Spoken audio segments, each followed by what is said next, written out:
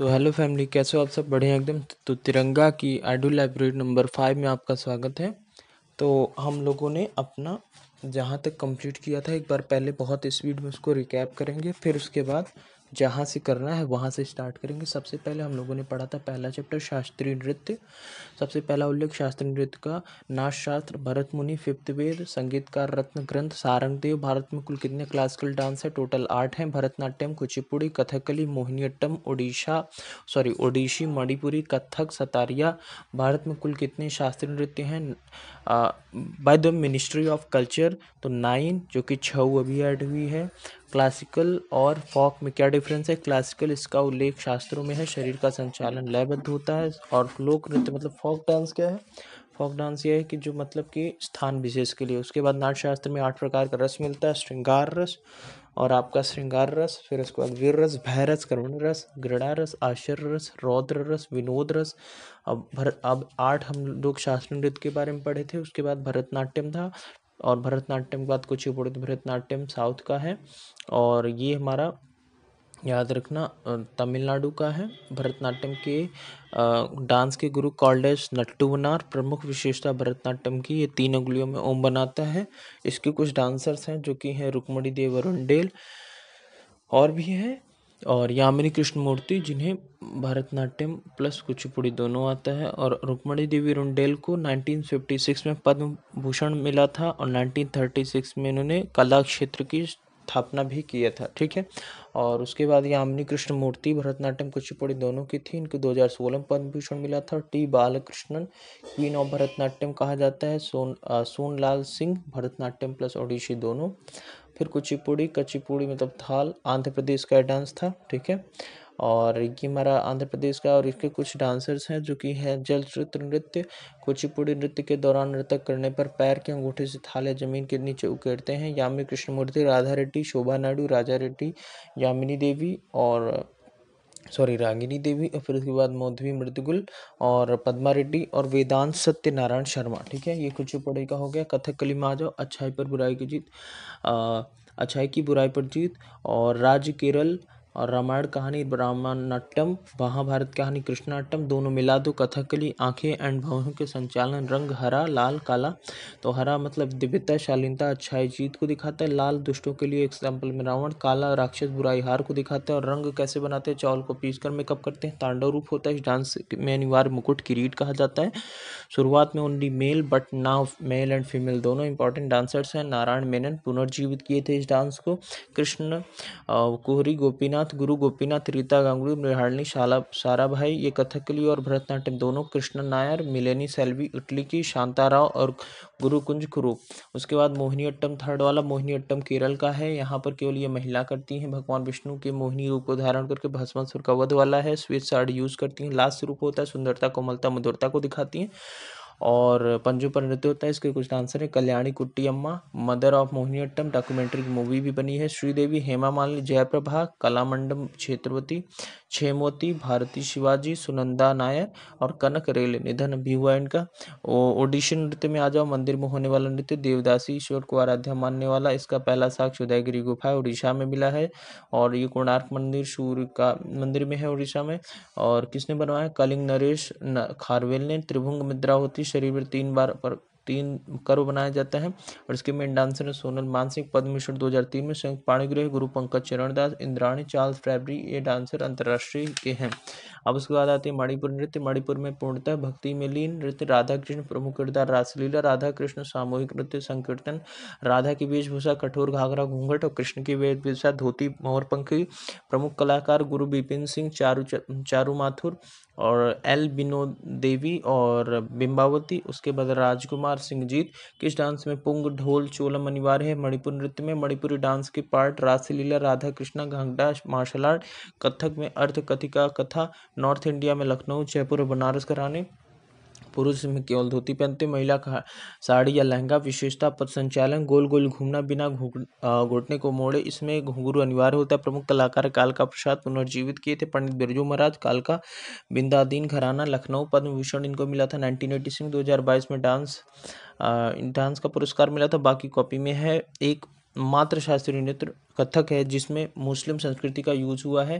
क्षत्रिय नृत्य असम का भारत का नवीनतम शास्त्रीय नृत्य 2000 में से और इन क्लासिकल डांस। और पिता या जनक संत शंकरदेव अंकिया नाटक। और उसके बाद धर्म वैष्णव से रिलेटेड प्रमुख कलाकार इंदिरा पीपी बोहरा और गुरु जतिन गोस्वामी, प्रदीप चाइला और श्रीमंत शंकरदेव। छऊ नृत्य मिनिस्ट्री ऑफ कल्चर के अकॉर्डिंग उन्हीं भारत का नवीनतम dance Orissa plus Jharkhand plus Paschim Bengal. और उड़ीसा मतलब मयूरभंज शैली, मुखौटा इसमें नहीं होता। झारखंड में सरायकेला शैली, इसमें मुखौटा होता है। और उसके बाद आपका पश्चिम बंगाल में पुराइला शैली, मुखौटा यहाँ भी होता है। चैत्र माह में 13 दिन का डांस होता है। इसमें यूनेस्को ने अपनी अमूर्त धरोहर में शामिल किया था 2010 में। ठीक है, और हम लोग देख लेते हैं अब अपना नटराज मूर्ति। नटराज मूर्ति G20 भारत मंडपम न्यू दिल्ली में नटराज की धातु मूर्ति। उसका प्रभामंडल, मुख खुशी चमक, हाथ अभय मुद्रा आशीर्वाद, डमरू सृजन क्रिएशन और एक पैर उठा हुआ जो है मोक्ष की ओर इशारा करता है और एक पैर जो जमीन पर आम मनुष्य के अहंकार को दबाने की इशारा करता है। Father of modern India dance Uday Shankar, choreographer 1971 में इन्हें पद्म भूषण मिला था।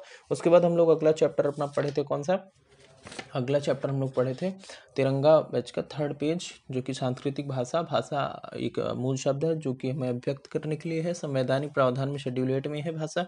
ठीक है, अब अगर आगे हम लोग देखें तो भाषा के बारे में हम लोगों ने पढ़ा था कि ये शेड्यूल 8 में है। ओरिजिनल 14 थी, बाद में 22 हो गई, 14 के बाद 8 जुड़ी हैं। भाग 17 भाषा, आर्टिकल 343 संघ की परिभाषा और आर्टिकल 344 राजभाषा आयोग, आर्टिकल 350A प्राथमिक शिक्षा मातृभाषा, आर्टिकल 351 हिंदी के विकास, आधार ए भारत का साहित्य मौलिक होना चाहिए अर्थात किसी अन्य भाषा से उधार नहीं लिया हो।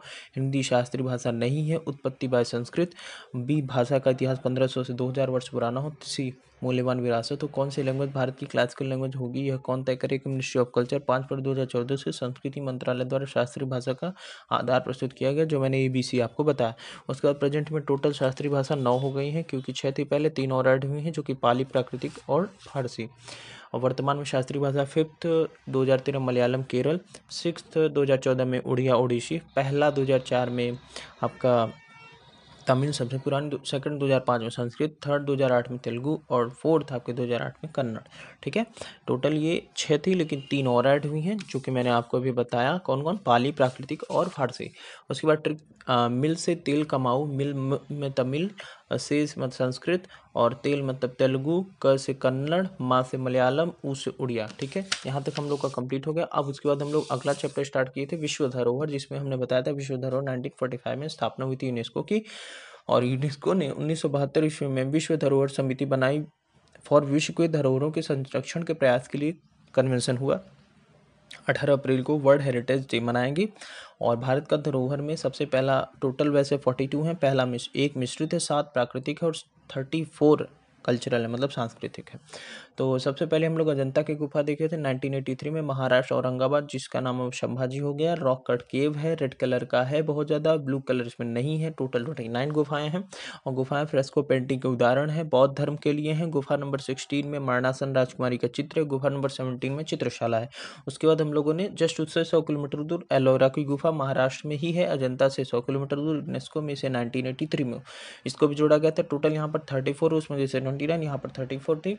17 मतलब ब्राह्मण को लिए दिया गया था, मतलब हिंदू धर्म के लिए, 12 बौद्ध धर्म के लिए और 5 जो थी जैन धर्म के लिए। गुफा नंबर 16 में कैलाशा महादेव थे और 20 रुपए की नोट पर अजंता एलोरा गुफा को दर्शाया गया। ठीक है, अब हम लोग अगला देखते हैं। अगला हमारा 3rd आगरा का किला, यूनेस्को में 1983 में इसे भी शामिल किया गया था। रेड सैंडस्टोन से बना हुआ है, जो कि धौलापुर राजस्थान से लाया गया था। पुराना नाम इसका बादलगढ़ था। निर्माण इसका अकबर के बाद जहांगीर शाहजहां और उसके बाद औरंगजेब ने कराया। और मुसम्मन बुर्ज औरंगजेब ने बनवाया था। शाहजहां को 8 वर्ष के लिए वहीं कैद किया था, वहीं से ये अपना वाइफ को देखते थे, जो कि थी आगरा का ताजमहल को। ताजमहल यूनेस्को में 1983 में इसे भी शामिल किया गया। शाहजहां ने मुमताज की याद में बनाया था। वास्तुकार उस्ताद अहमद लाहौरी थे। श्वेत संगमरमर का बना हुआ है। आगरा शहर की स्थापना 1504 में सिकंदर लोधी ने किया था। उसके बाद हम लोगों ने पढ़ा था 5th सूर्य मंदिर कोणार्क 1984 में। ब्लैक पैगोडा कहा जाता है, जहाज को अपनी ओर अट्रैक्ट कर नष्ट कर देता है, इसीलिए कहलाता है। उड़ीसा में 1984 में इसे यूनेस्को में शामिल किया गया था। रथ के आकार का मंदिर है। गंगवंश नरसिंह देव फर्स्ट ने इसे बनवाया था। 7 घोड़े 12 जोड़ी चक्र की सहायता से मंदिर बीच खींच रहे हैं, ऐसा लगता है। उसके बाद हम लोगों ने महाबलीपुरम के स्मारकों का समूह 1984 में 6th वाला पॉइंट हम लोग पढ़ेंगे। 1984 में यूनेस्को में शामिल किया गया। तमिलनाडु में है। पल्लव वंश ने मामल शैली में इसे निर्माण करवाया। कार्ल सप्त पैगोडा। कुल 8 मंदिर हैं। रथ मंदिर है, द्रौपदी और युधिष्ठिर। द्रौपदी रथ मतलब सबसे छोटा, युधिष्ठिर रथ मतलब सबसे बड़ा। और लास्ट में हमने केवलादेव राष्ट्रीय उद्यान के बारे में पढ़ा था। प्राकृतिक धरोहर ये एकमात्र प्राकृतिक धरोहर थी। 1985 में यूनेस्को में इसे शामिल किया गया। राजस्थान के भरतपुर में है। सलीम अली की कर्मस्थली भी वही भरतपुर है और यूनेस्को में इसे शामिल किया गया प्राकृतिक धरोहर। और इसे बर्डमैन ऑफ इंडिया किसको, सलीम अली की को कहा गया था। आर्द्रभूमि वाटरलैंड, ठीक है, और इसी को रामसर साइट, ऐसी रामसर साइट जो संवेदनशील हो उन्हें मोन्टेक्स रिकॉर्ड में भी रखा जाता है। भारत में 2 हैं, एक केवलादेव, एक लोकटक मणिपुर में। उसके बाद साइबेरिया क्रेन यहाँ पाए जाते हैं। घना पक्षी विहार है। अब हम लोग अपना आज का ऑडियो लाइब्रेरी शुरू करेंगे। 8th है हमारा काजीरंगा नेशनल पार्क। और काजीरंगा नेशनल पार्क में आप देख सकते हैं, सामने आपको दिख भी रहा है, 1985 में इसे फिर से, जैसे केवलादेव को भी 1985 में रखा गया था, काजीरंगा नेशनल पार्क को भी 1985 में ही यूनेस्को में ऐड किया गया। इसमें एक सींग वाले गेंडों, जिसे राइनो, सींग क्या नाक है, हम लोग सींग बोलते हैं, एक सींग वाले गेंडों को इसमें बहुत पाए जाते हैं और ये प्राकृतिक धरोहर है। ठीक है, अब हम लोग चलते हैं 9th वाले पर, जो कि है मानस नेशनल पार्क। ये हमारा 1980, तो हम लोग मानस नेशनल पार्क जो कि असम में है, 1985 में इसे यूनेस्को में शामिल किया गया था और ये प्राकृतिक धरोहर है। तो अब हम लोग इसके बाद नेक्स्ट ऑडियो लाइब्रेरी में इसी का आगे शुरू करेंगे। आप PDF देख लीजिए और थोड़ा रिवीजन हो जाएगा। तो यहाँ से रखते हैं अगले ऑडियो लाइब्रेरी में। तब तक के लिए जय श्री राम, जय सीताराम, बाय। ठीक है।